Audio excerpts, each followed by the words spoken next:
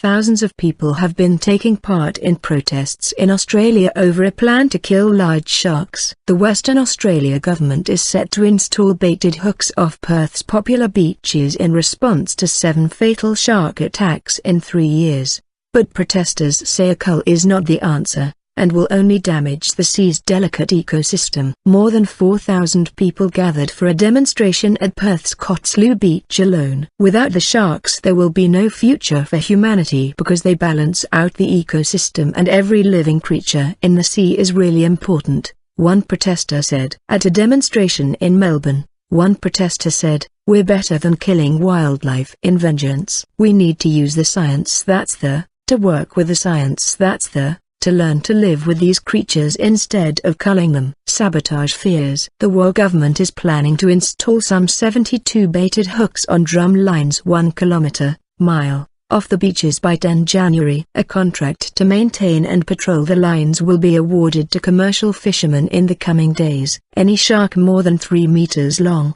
which could include great white, tiger and bull sharks, will be shot and disposed of. The policy was settled upon following the death of a surfer and father of 2 in November. Acting Premier Kim Hames insisted it would go ahead despite the protests, but took issue with it being called a cull. "If it were a cull we would be out catching sharks the length and breadth of the state," he said. "We are concentrating on the areas where the public are frequent users." And he warned of the bigger outcry if any protester tried to sabotage the drum lines, once operational. What if someone gets taken on the Rottnest Island swim, for example, or a child at Scarborough Beach? Where will their protest be then? He said.